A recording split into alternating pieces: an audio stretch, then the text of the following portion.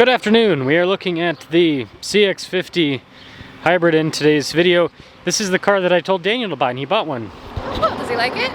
Yeah, he likes it a lot. He gets pretty good fuel economy, and it's bigger than what he had before. But we'll start off under the hood. So this has a Toyota powertrain. It's a hybrid 4-cylinder, puts out just over 200 horsepower, and this is able to get kind of like higher 30s. I've actually been averaging over 40 miles per gallon. Nice. For you. Yes, I know. I'm usually getting like 15. What do you think about the appearance of the CX-50? Blue's really pretty. Taking a step back, it looks like it's fairly blacked out except for the badge. It looks nice, a little bit bulky because of how thick the bottom rim is, but I don't think that's a bad thing. I think if it looked thin, it would be weird. Does that make sense? Yeah. Anyway. Side. I like the wheels. Are those rims? The rims? Wheels, yeah, wheels, they're wheels. They're the same thing. It's pretty sleek. I wouldn't have assumed it was a Mazda except for the fact that the badge is like this big, you know? Yeah, I can see that. Cargo area. It's pretty good for like a little car. It's not bad. You know, you could fit your paper towels there and your other Costco groceries here and still make it home with everything instead of it being like it's a one-trip trunk, as long as you're a small family, right? True. What about the space for car seats and everything? Well, we had to move the seat quite a bit forward to get it to fit in there, but I haven't sat down yet, so I can't tell you if it's too cramped or not. I guess we'll go find that out. Now that we're inside, how does the room feel for you? I'm up on it. My knee can touch this pretty easily, so it's a little tight for a... Yeah, and this is my room, by the way, guys. I'm in the dash with my knees and everything with the car seats. There is no upper rear air, but there are the little... I don't know if I can show that on camera. That's okay. The little doodads here. The stitching on the seat is super cute. I think it's adorable. I don't know if Daniel would like you to call his car cute. I think Daniel would be fine. The other thing that's neat is this. Your seatbelts, you can adjust where it sits. I didn't know that was a thing, and that's really exciting, so now it doesn't have to chafe. Back in the 80s, they used to have cars where the seat belts would feed themselves. Yeah, I know.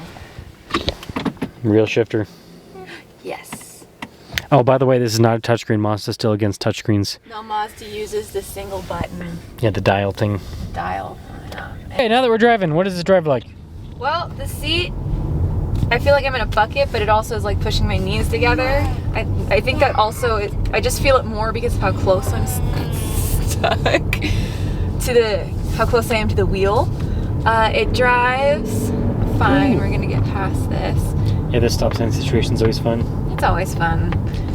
It's fine. It gives us an opportunity to see how it's responsive to stopping. That means we get to punch it to go. Oh, it has a little speed indicator. Over here, it tells you what the speed limit is next to where you're... You're anti-speeding. Yeah, I'm going under.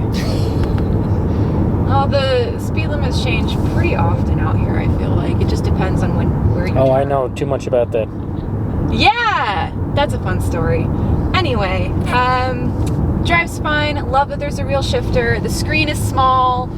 I can't There's too much glare, I think, on it. I was gonna say, I can't tell much what's going on. I don't know if it needs to be brighter or if it's the way that the sun is, but it's overcast today, so it'd be confusing. It's got some... Is it because it's just straight up, you think? It's straight up and it's black. And it's black. Yeah, that makes it hard. But the gauge cluster, you can read all of it really easily. It's almost analog, but it's not. It's just Yeah, because they do artful. like silver and white with the coloration. Yeah. So that helps out with... I think that the... Oh, it's because this is gray. Look at the... I don't know if it's not going to pop on camera, but notice the lettering in the infotainment system's gray. Yeah, so it makes it hard to see. I mean, it's better than white when you're driving at night and all it's doing is blaring. When we owned that,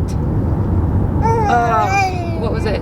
Was it the Land Cruiser Heritage Edition? Or is that the one we still own? That's one I have. The Land Cruiser, the screen is so bright at night, you have to like click to a different setting. It's the nav screen that's yeah, white, but you turn that off. horrible. Yeah. but then eventually it goes back. It's just kind of a pain in the butt. But this wouldn't do that. You'd be able to see this at night. It's just seeing it during the day that's a little hard. So overall, is that a good car? I think so. You can control most of what you would use all the time in buttons, which is how I prefer to do it. You do have to, because it's a Mazda, you have to do the radio and everything through this, which is not my favorite thing, but I've never been that big into Mazda. I hit the hazards. I don't even know where that button is. All right, we're gonna have to... Oh, there it is. I bonked it. Nice. Well, he found it. Yeah, I think it's good. It's got enough air. It's small, so the air travels well. So even though there isn't upper air for the rear, it's not that big of a deal. Yeah. I'm gonna pull over so that I can look at these buttons. Zoom, zoom.